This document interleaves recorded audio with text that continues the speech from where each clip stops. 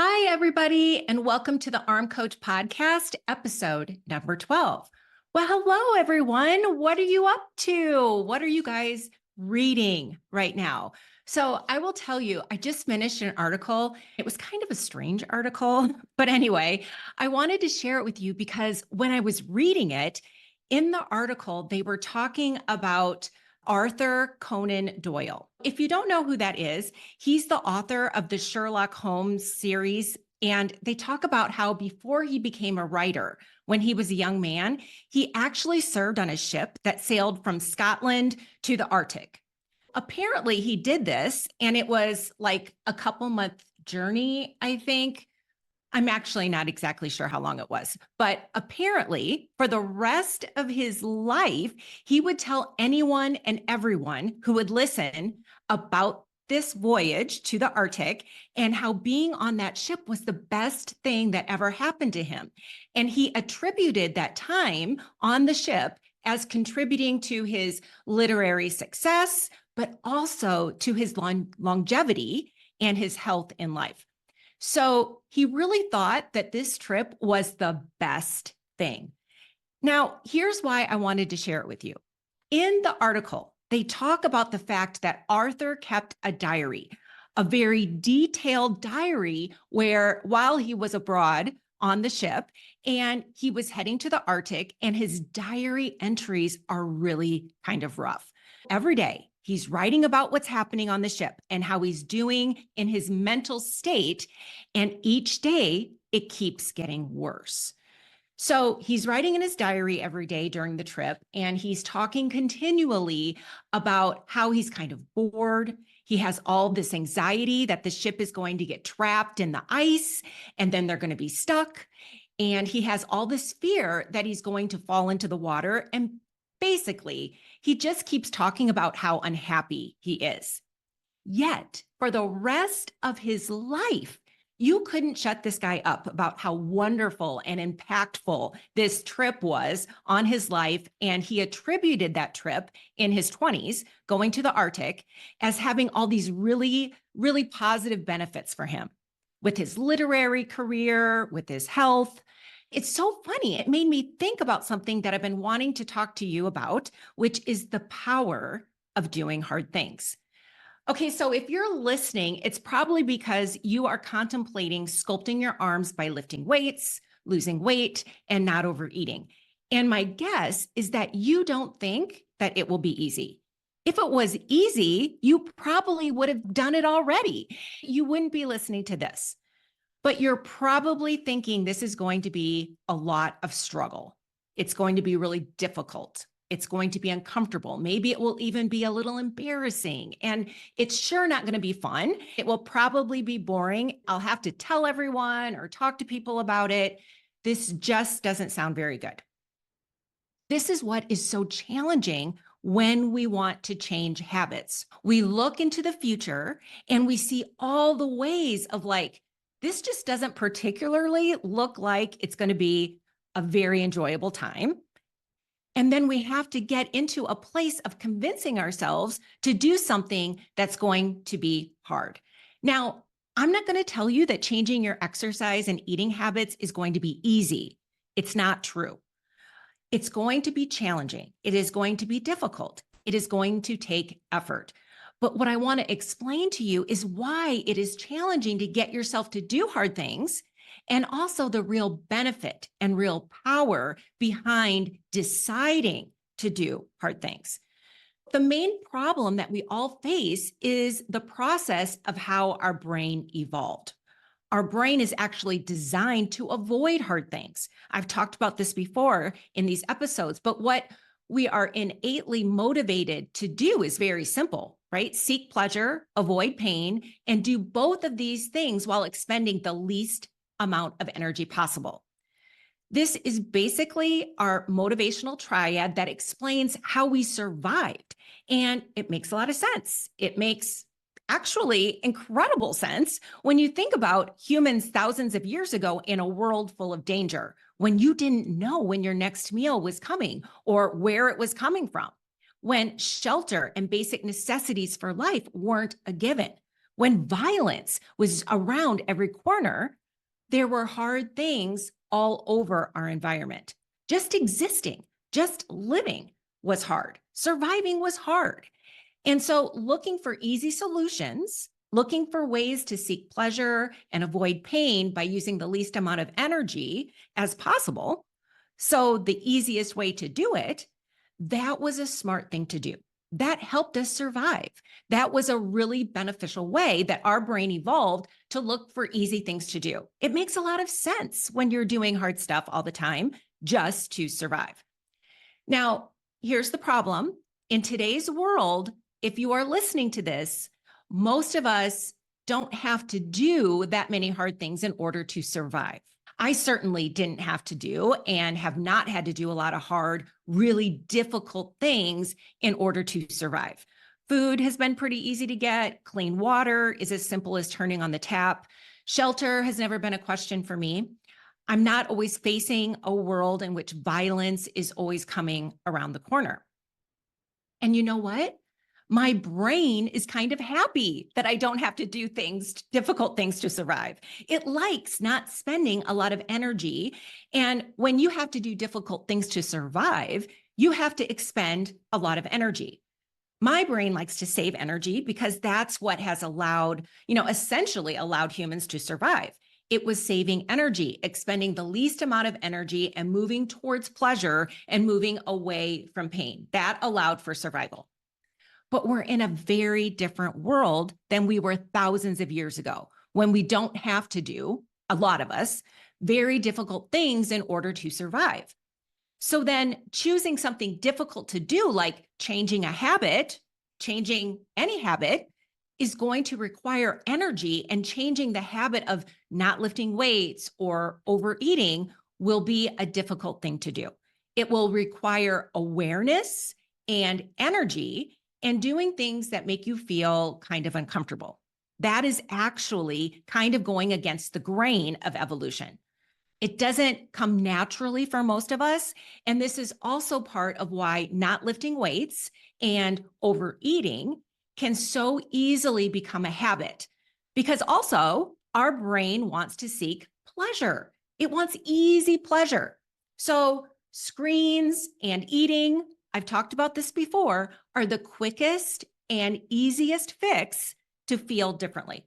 And for a lot of us, not only are we getting the reward of pleasure, not only are we getting the influx of dopamine, but also solving a difficulty for us.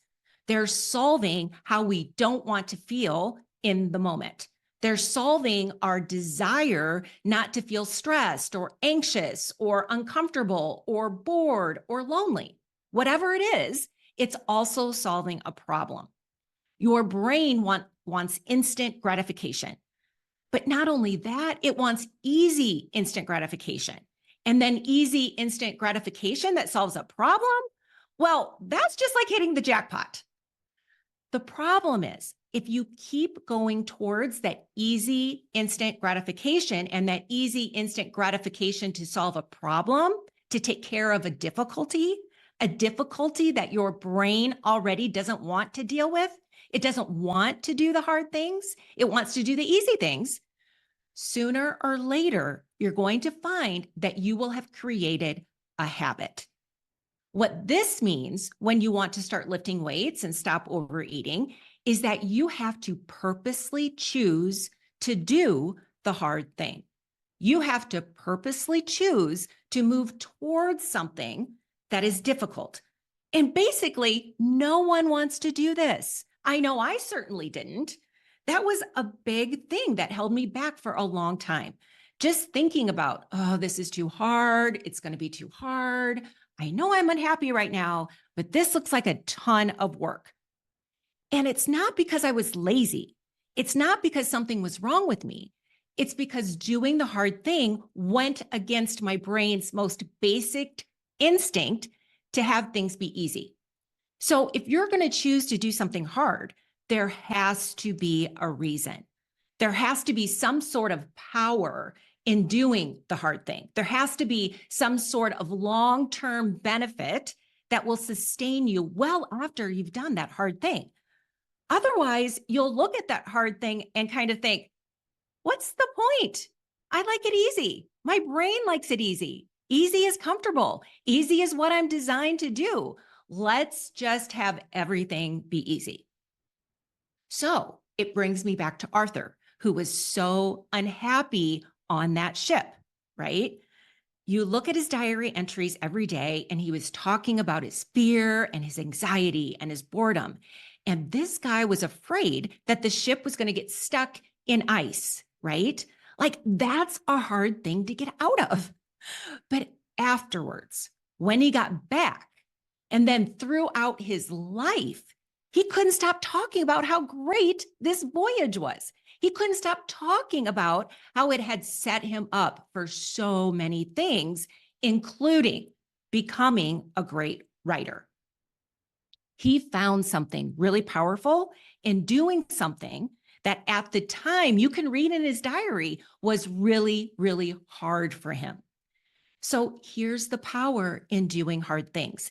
It's not only the power that you have to decide to do it, you have to go against evolution. You have to go against how your brain was designed. You have to go against this desire for easy, instant gratification that solves a problem.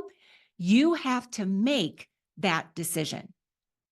But the power is really in what is revealed to you about yourself when you do it. Hard things force you to grow. Hard things force you to evolve. Hard things force you to stretch beyond what you think you're capable of.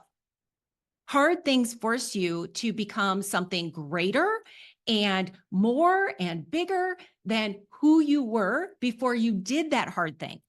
Because you have to stretch, because you have to push yourself, because you have to step outside of what is comfortable for you right now and do things differently. I think about this all the time in my own personal experience with exercise and overeating, and how it wasn't for me to just start lifting weights and not overeating that made me grow. Because actually, I talk about this. I had flip-flopped many times in my 20s and 30s. I had even lost 80 pounds, for a year when I was 23. And the growth for me really was not in that. It was not in just the repetitive saying no over and over and over again. In fact, I found that experience kind of miserable. What changed for me is when I decided to do the challenging thing, when I decided to do the difficult thing. But what I also decided was that I was going to learn how to not need food to change how I felt, to not need ice cream to feel better, to not need food as a crutch, to feel connected, to feel relaxed, to feel rewarded, to fit in, to not need it to get rid of my anxiety, and to learn other new, much more sustainable ways to feel connected, feel relaxed, feel calm, to feel self-possessed. And that was what was so powerful for me.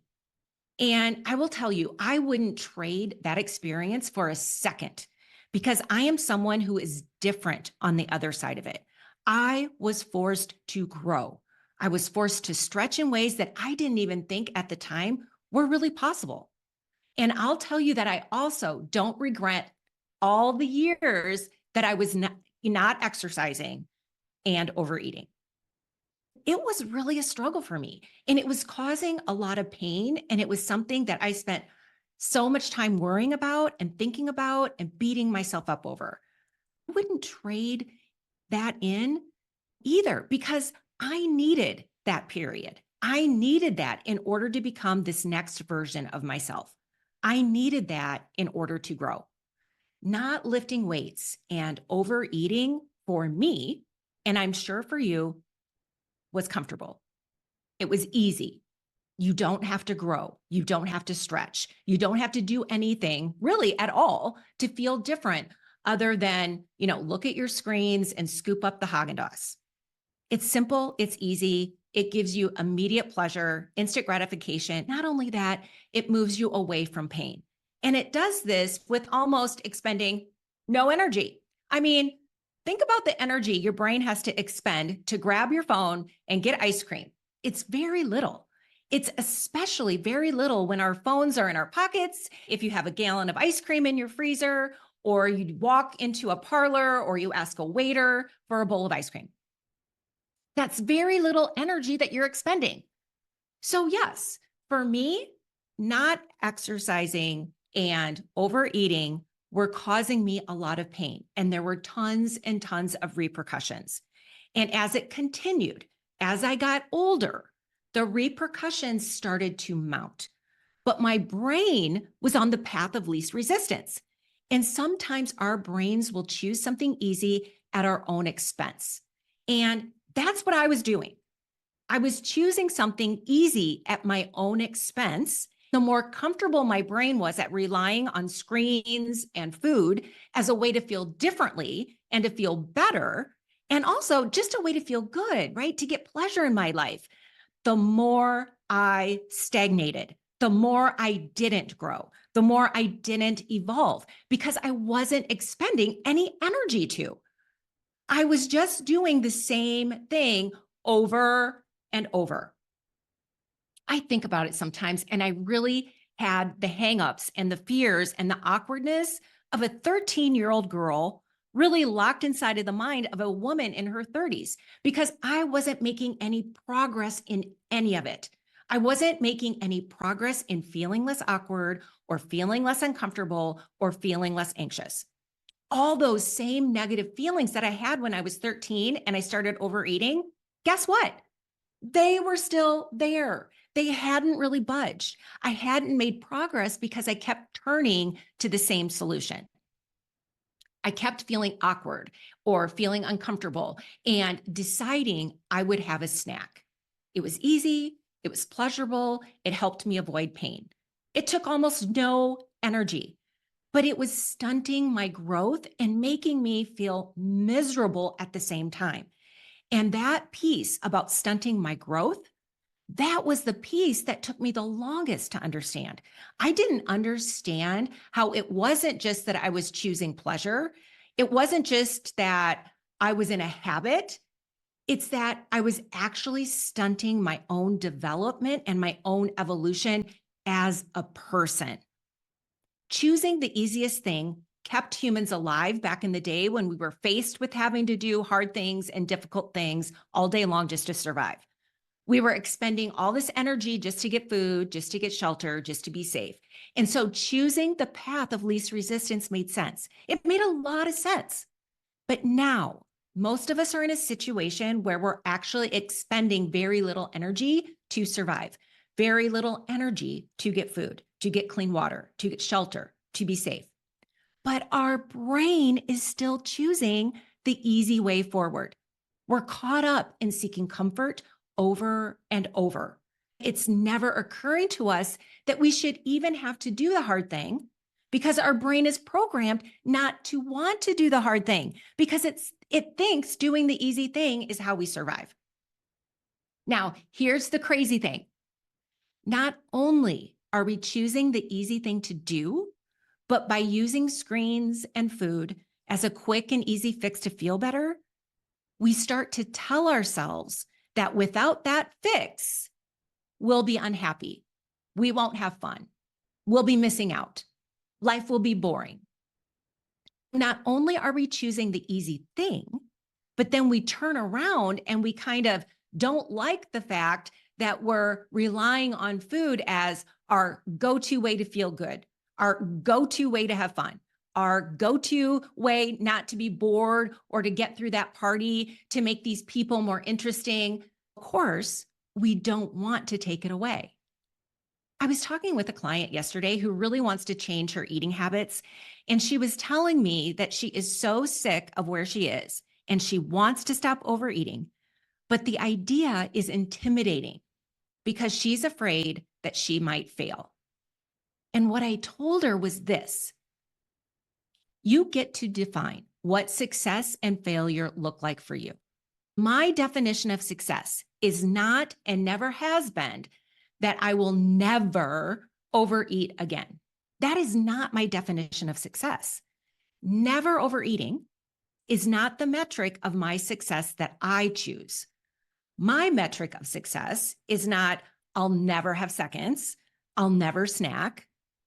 Who cares? That's what I think. Who cares if I do that?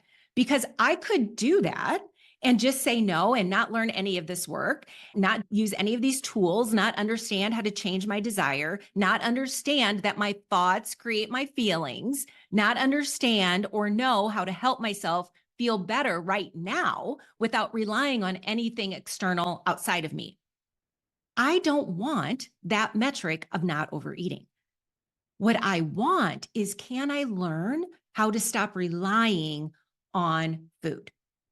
Can I learn how to not need a quick and easy fix to feel better because I'm capable of making myself feel better? Can I feel better on my own? Can I learn how to change my desire so I don't feel like I'm missing out, but I actually feel like I don't want it? My desire is different. That was my metric of success. And that's what I said to her when she was really feeling, well, I don't know. What if I fail? You get to define what your metric for success and failure look like. And if you overate tomorrow, I wouldn't decide that I had been a failure, right? That I had failed, because that's not the metric that I use. But all of this work, it takes being uncomfortable. It takes choosing the hard thing. You have to do what is difficult and go against your brain's instinct for everything to be easy. But it's so worth it. It's really hard to explain this to someone who has never experienced being pulled to eat more than they want to, right? Feeling more desire than they want to, right? Feeling like eating often feels like this insatiable thing that they don't have full control over.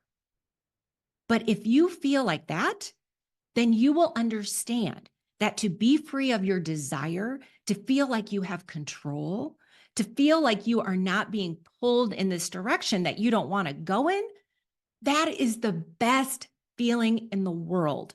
That is the power of doing hard things. That is something that you have to choose to work on and to practice. It will go against what your brain wants. It will be uncomfortable. It will require effort, but you will look back on it the same way that I do, and you will think, wow, that thing, that difficult thing that I did that was uncomfortable and I struggled through and I had to deal with all these difficult feelings and situations, that was the best decision I ever made. And not just because you won't have to spend all this time thinking about your arms and your eating, or worrying about your overeating, or worrying about what you ate last night, but because you will grow as a person. You will become someone that you weren't before you started. That is the power of doing hard things. You discover a whole new you. All right, my friends, that's it for this week. Keep on sending me your emails, your questions, comments, whatever. And I hope everyone has a great week, and I will see you on the next episode.